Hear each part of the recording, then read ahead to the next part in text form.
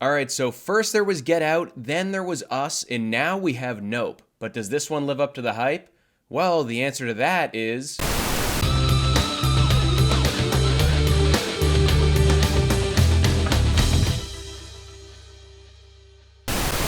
So Nope is the third film from Jordan Peele, and all you have to know about this one is that it stars Daniel Kaluuya and Keke Palmer as brother and sister who live on this horse ranch founded by their father that trains horses to do stunts in the movies. But one thing leads to another when they see something kind of freaky and creepy in the sky, and they hatch a plan to catch it on camera so they can become rich and famous. So obviously, I was really looking forward to this one. Get Out, I feel like, is pretty much a modern horror masterpiece. I have it on 4K, I've seen it a bunch of times. Jordan Peele just struck gold with that one. Us, I was a little less positive on. I understood what he was trying to do. It just didn't really connect or click with me as much as the first film, but it's still an enjoyable outing. And it's funny because I feel like I'm split down the middle with Nope. There were very clear aspects I liked and didn't like. So let's talk about the positives first, starting with the performances. Daniel Kaluuya is consistent and solid as he always is in everything I've ever seen him in. But the person I really want to talk about here is Keke Palmer. Like, her charisma was infectious the entire time she was on screen, and she had awesome chemistry with every scene partner she interacted with. I haven't seen that many of her roles, but this was her at her best for me. And she's also really funny here. She had me genuinely laughing throughout the movie, and all of the comedy feels natural, which is not that easy to do in a movie like this,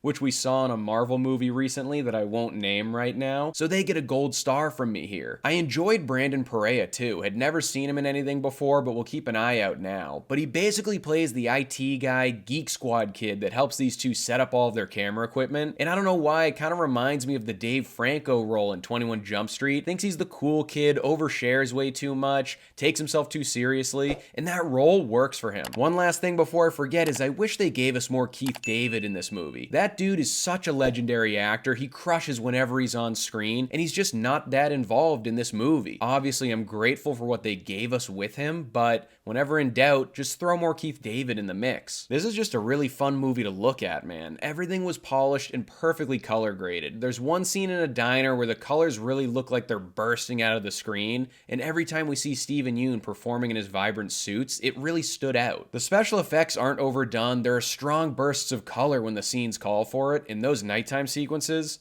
they're breathtaking. Like, actually, I don't think I've ever seen a movie with this many scenes at night that look as good as they do in this film. The whole movie's beautiful as a whole, but like, those nighttime sequences are gonna thrill film geeks like me for years to come. And after seeing 3 of his films now, I can confidently say Peele has a great cinematographer's eye, and it's really cool to see him developing his signature style as he goes on. Like, I feel like guys like Ari Aster and Robert Eggers kind of showed us their style from the get-go, but Peele's is a little more nuanced and subtle, so it's cool to see him develop those trademarks as he goes on. That sounded all like artsy and pretentious, but you know what I mean. His stuff looks good, and it goes without saying, but it's just nice to see original and fresh ideas. I know a lot of people are saying this movie is trying to do what Jaws does, you know, take something that you see every day and make it scary, but instead of the water, it's the sky, or comparing it to Close Encounters of the Third Kind, and I get that, but this movie still has its own original flair and spin to it. This is kind of going off on a tangent a bit, but regardless of the critiques I have on this movie, in today's landscape full of reboots and sequels, you just have to give props to a big budget blockbuster that takes risks and has fresh ideas. Like, I don't know if this makes sense at all, but I'd rather watch a worse movie that takes big, creative, and ambitious swings for the fences and misses than I would some cookie cutter blockbuster that we've seen done thousands of times before that's objectively a better movie. That might not make sense at all, but it's how I feel, so this movie gets some props from me. So now with the good stuff out of the way, let's get into the nitty gritty here. So this is basically 2 movies in one, and neither one of those movies is a horror film. It feels very distinctly different from Peele's other work. Like, if you're coming into this one and sitting down with your popcorn expecting a total gore fest and a legitimate horror movie, you're gonna leave this one disappointed, so you should know that right off the bat. The first half is kind of that slow character development and setting everything up, and the second half is pretty much a sci-fi thriller blockbuster. But the more I thought about it as I was driving home, I feel like I didn't even really learn anything about these characters in that first half of the movie. The entire first hour, I probably know as much as you guys do from just seeing seeing the trailers, so in that regard it was hollow. I know more about the characters in Get Out and Us off the top of my head, and I haven't seen those in years, and obviously that's no bueno, because if I don't know these characters, why am I going to care about them when all hell breaks loose? It kind of sends the stakes right out the window if I don't know their background and their struggles and what they're really fighting for. So I don't know what the point of the first half was if I didn't get invested in these characters. And I hate to use the dreaded B word here, but I guess that means the first half was kind of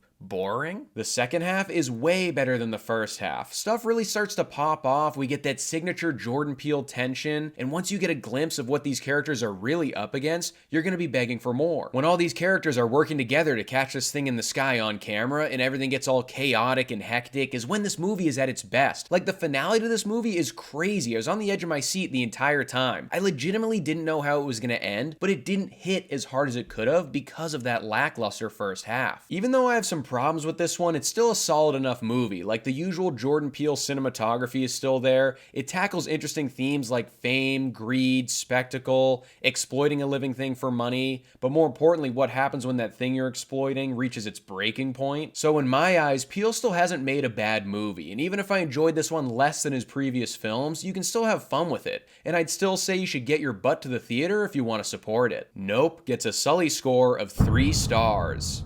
So that's my review of Nope. Let me know in the comments below if you're hyped up for this one or you already saw it. Don't forget to leave a like on this video and subscribe to the channel if you haven't already, and I'll see you guys at the next video.